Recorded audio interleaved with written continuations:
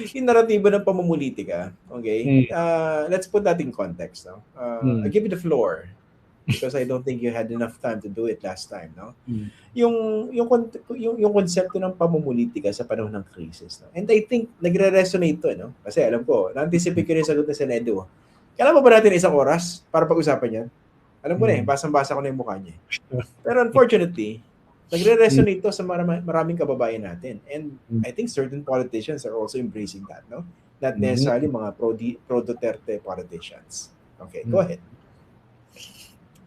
Well, ang ibig naman nila sabihin, specifically, dito sa namumulitika sa gitna ng krisis, ba't nagpapatuloy pa rin itong impeachment? Pero in the same breath, sinasabi nila, bakit wala nangyayari dun sa anti-corruption investigation? Di ba politika rin yun? Lahat naman ito politika eh. Mismo yung ating crisis is political. Di ba?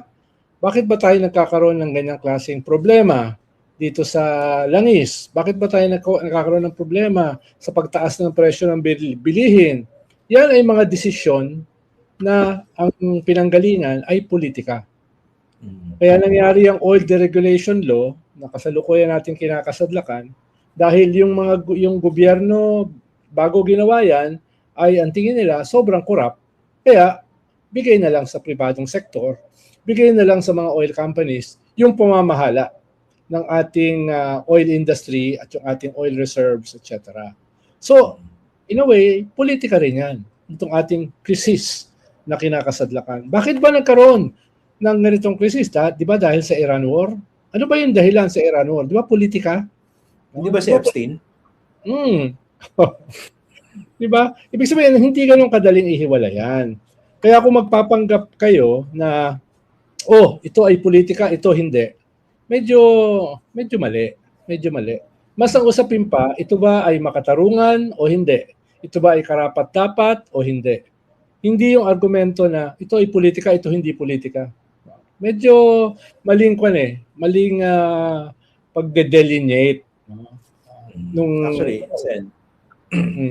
Actually, kung susundin natin yung lohika ng mga nagsusulong ng ganyang naratibo, katulad nung number 1 senator sa puso ko, si Honorable Robin Hood Padilla, dapat talaga nakatutok lang siya. Lahat ng sasabihin niya, lahat ng ginagawa niya, nakatuon lang doon sa krisis. Dapat hindi siya nagkalap ng 300,000 signatures, no? In support of Tatay Digong.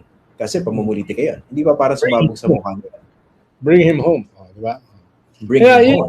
Kaya pag susubukin mo yung ganyang maling dichotomy, no, na hindi tama, at the same time, ay gagawin mo yung binabanatan mo.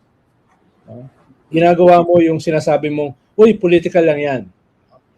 Malulubog ka sa sarili mong kumunoy. Halimbawa, itong krisis natin ngayon, kaya nangyayari yan, no? Dahil may corruption sa gobyerno. Dahil may mismanagement sa gobyerno. Dapat matagal nang pinaghandaan yan eh.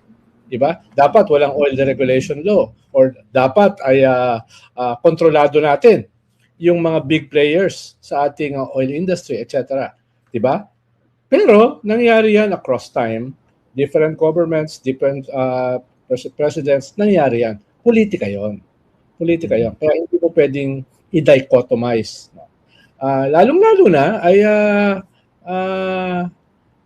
yung usapin, halimbawa ng korupsyon, hindi yan nangyari ngayon lang. Nangyari yan nung previous government. Alam mo ba, yung libo-libong flood control, nangyari yan nung panahon na yon. At nagpatuloy sa kasalukuyang panahon. No?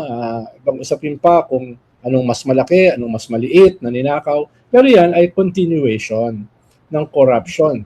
Kung hindi nagkaroon ng corruption, baka mas handa tayong harapin itong krisis na ito. Baka mas marami tayong pondo na pwedeng gamitin, no, pantulong sa mga vulnerable sectors ng ating lipunan during an oil crisis, during an emergency. Pero dahil sa corruption ay hindi tayo handa. At yung impeachment ay usapin ng accountability dahil sa corruption.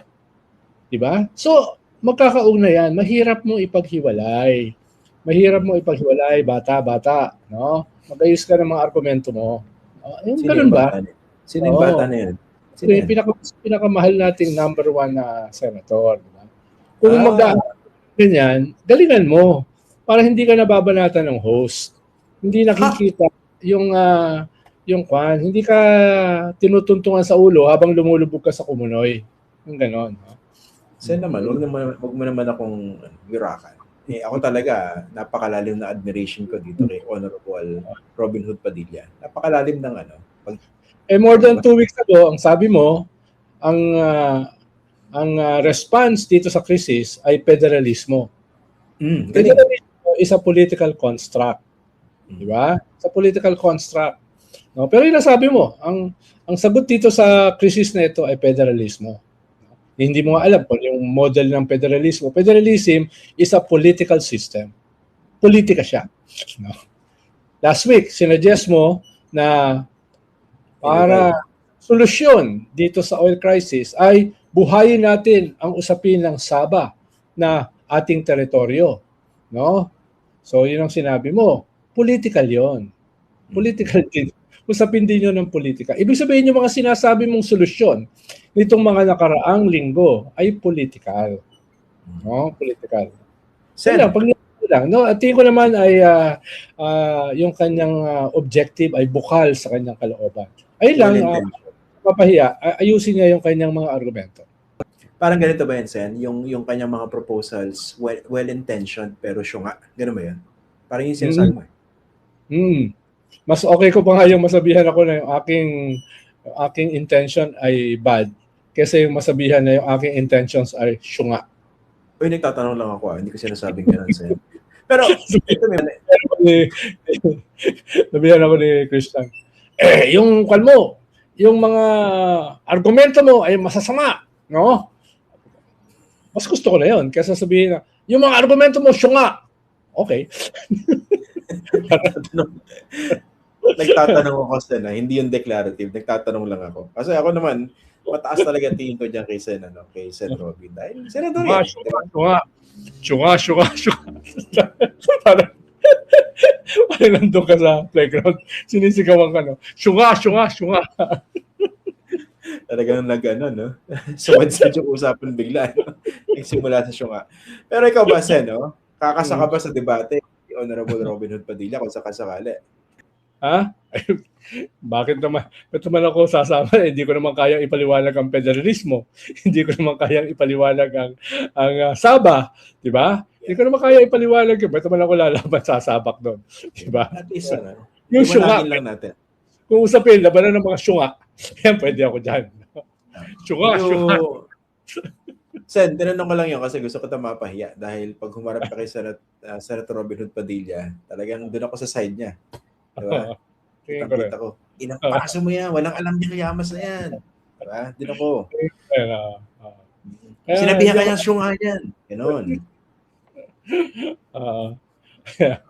Ngayon, mag-ayusin lang dahil ito yung naratibo nila ngayon. Na, bakit may impeachment? Bakit namumuliti ka? May krisis. Bahagi ng krisis ay dahil sa ganitong corruption.